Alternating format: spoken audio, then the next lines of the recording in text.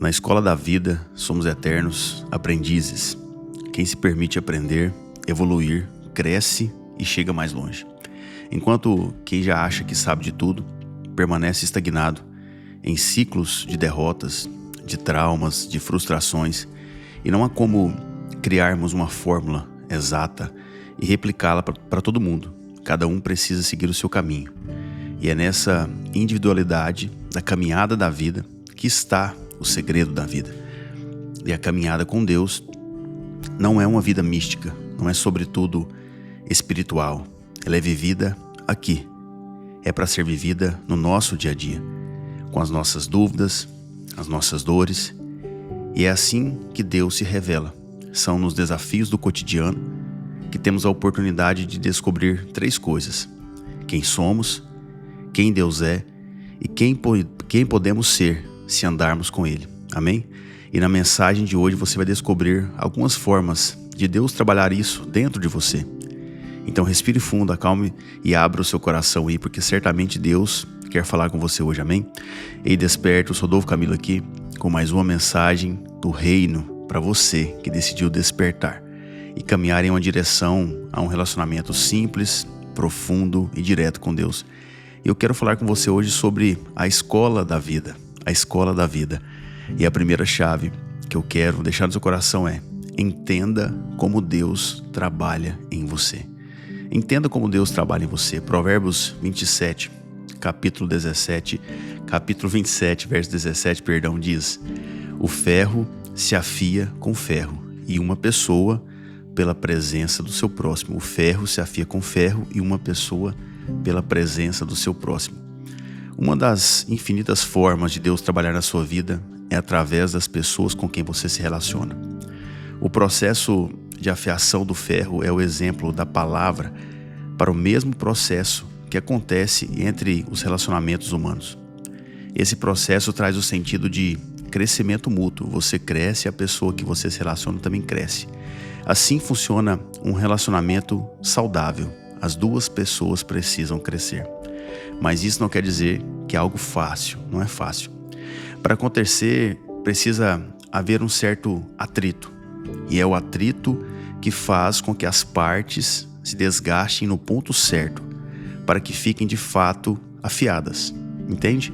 Mas isso não é feito de qualquer jeito, requer cuidado. Falando no ferro com ferro, precisa ser feito na força e no ângulo correto. Falando de pessoas, precisa ser no tempo e no modo correto, com sabedoria, com empatia e com prudência. Se juntarmos tudo isso, vamos entender que estar afiado é estar pronto para cumprir o propósito. Para estar afiado, precisamos estar com a pessoa certa, gerar os atritos corretos e necessários para remover o que nos impede de alcançar o nosso propósito. E não há lugar melhor disso acontecer a não ser no casamento. É o ambiente mais adequado, mais preparado para que esse processo aconteça. São inúmeros atritos, várias arestas a serem cortadas, que se chocam, as ranhuras que não se encaixam, mas com sabedoria e com o tempo tudo se ajeita. Eu me lembro de um dia que eu e minha esposa estávamos aconselhando um casal. Na verdade, mais ouvimos do que falamos. Estávamos ali para ouvi-los. E ali, ao entender toda aquela questão, estávamos realmente, praticamente, debaixo de 2 ferros que estavam tentando se afiar. Era faísca para tudo quanto é lado. Mas no fim, eu disse algo que poderia mudar o rumo daquele casal, que é: um reino dividido não prospera. Vocês precisam se unir em um só propósito. E muitos casais não passam de 2 anos, as famosas bodas de algodão, porque não suportam esse processo, porque não definiram um propósito para a sua família. Cada um quer viver o seu caminho, cada ferro está por um lado. Mas um relacionamento saudável não funciona assim. Você precisa definir um único propósito para a sua família, para o seu casamento, para a sua empresa, e gerir os atritos, corretos, com sabedoria, para que você alcance o seu propósito, seja na sua família, na sua empresa. E isso leva tempo, requer sabedoria e requer esforço. Mas só isso não é suficiente. É preciso aprender com quem você se relaciona, com quem você deve compartilhar a vida e os seus aprendizados, porque isso não se limita apenas ao seu cônjuge, seu marido, a sua esposa. E aí entramos na segunda chave.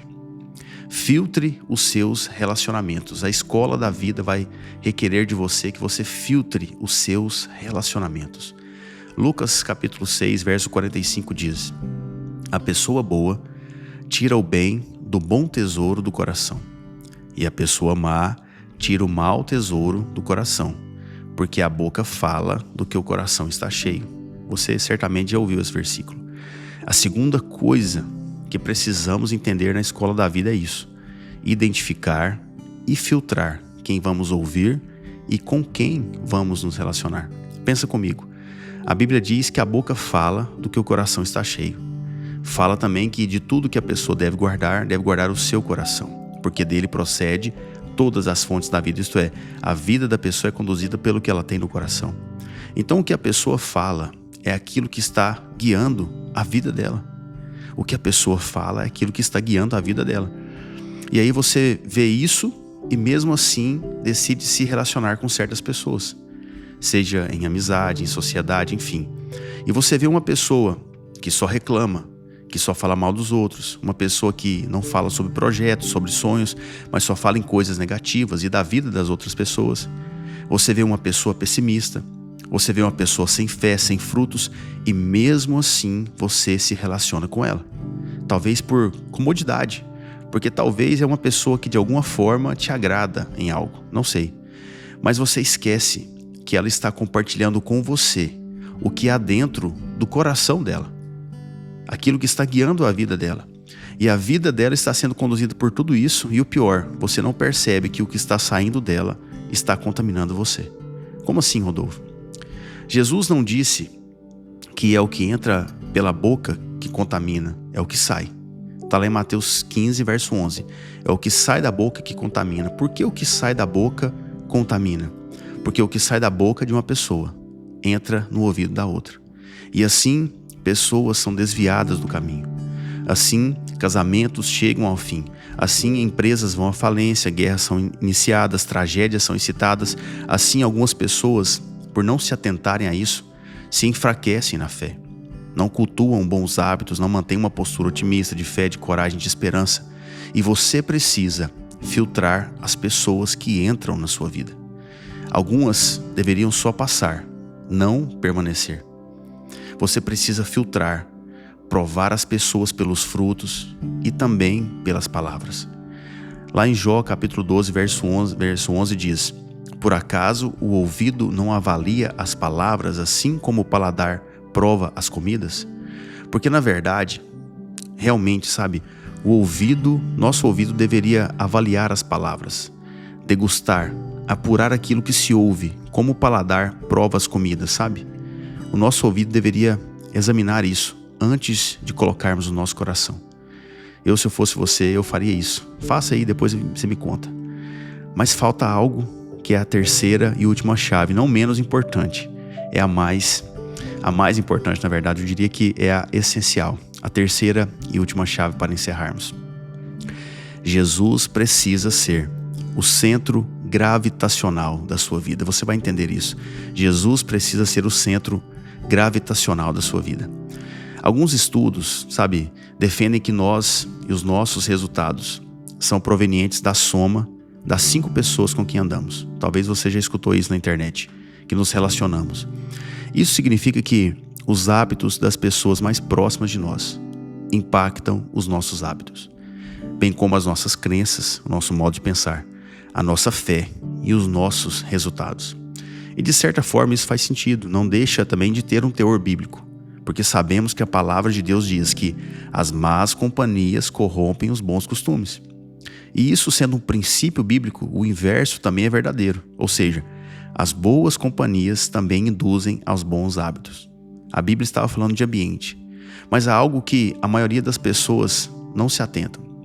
Jesus como o centro, mas não um centro fictício apenas por palavras, mas sendo o centro verdadeiro, uma espécie de centro gravitacional que puxa tudo para Ele, que nos puxa para Ele dia após dia, que nos induz a ter as mesmas ações, as mesmas reações, os mesmos pensamentos, as mesmas atitudes.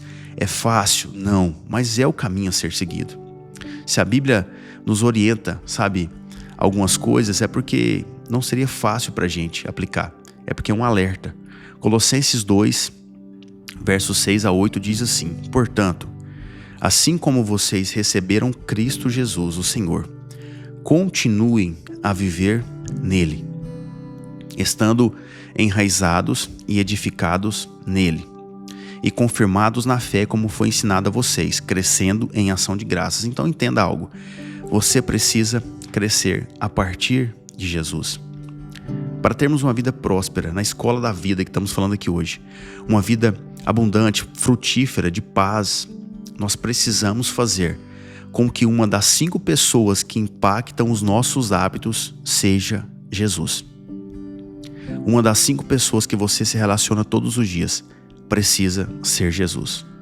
Para quem é casado, se você aplicar isso aqui, se você andar com Jesus dia após dia, o seu marido, a sua esposa vai passar a ser a segunda pessoa. Então só resta espaço para mais 3. Vai ficar um pouco mais fácil de você ter uma vida melhor. E digamos que ainda assim é muito perigoso escolher errado as outras 3 pessoas. E a palavra aqui nos orienta a viver nele, estando enraizado e edificado nele. Enraizado e edificado aqui é a ilustração do centro que estamos falando sobre Jesus. Mas para isso, você precisa viver o que vem a seguir no verso 7 e no verso 8 de Colossenses 2 que estamos lendo, que diz: tenham cuidado para que ninguém venha a enredá-los com a sua filosofia e vãs sutilezas, conforme a tradição dos homens, conforme os rudimentos do mundo e não segundo a Cristo. É um alerta, olha, para você estar enraizado em Jesus, você não pode deixar-se levar por qualquer onda de doutrina ou filosofia do mundo. Para fazer de Jesus o centro, você não pode se deixar levar por qualquer doutrina, filosofia, você precisa entender isso. Não é uma nova fórmula de sucesso que vai trazer a vida que você precisa. Não é a nova campanha das 7 semanas da igreja da prosperidade que vai trazer prosperidade financeira para você. Não é a nova onda de oportunidade de negócios que vai trazer satisfação para sua alma. Não é a nova descoberta filosófica, mística, científica que vai trazer cura para a sua alma e propósito para a sua vida. É Jesus. É Ele como o centro. É Ele como referência, como modelo, como o centro gravitacional que estamos falando. E como você tem esse acesso a Ele? Se relacionando. Através de um relacionamento simples, profundo e direto com Deus. Dia após dia, ouvindo a palavra, lendo a Bíblia, orando, seja na sua casa, seja no caminho para o trabalho. Dê espaço para Deus entrar na sua vida. Porque se Jesus for o centro gravitacional da sua vida, tudo vai encontrar o seu devido lugar. Se Jesus for o centro gravitacional da sua vida, tudo vai encontrar o seu devido lugar. Então descansa, acalme o seu coração, porque eu sei que Ele está cuidando de tudo. Quero orar por você, pela sua casa, em nome de Jesus. Pai, obrigado por esse momento, por essa pessoa que me escuta, eu intercedo por ela, Pai. Para que hoje seja um dia de respostas do céu. Para que o Senhor derrame sobre ela força, graça, sabedoria. Uma unção nova, Pai. Uma unção que capacita, que habilita. Uma unção que tira o medo, que tira as dúvidas, que tira as dores e que dê uma direção, Pai. Que acalme o coração. Porque só no Senhor temos o descanso que precisamos. Em nome e para a honra e glória do Senhor Jesus. Amém? Se você lembra de alguém, compartilha com alguém.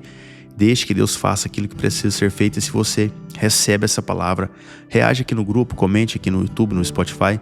Amém? Em nome de Jesus. E eu termino te lembrando.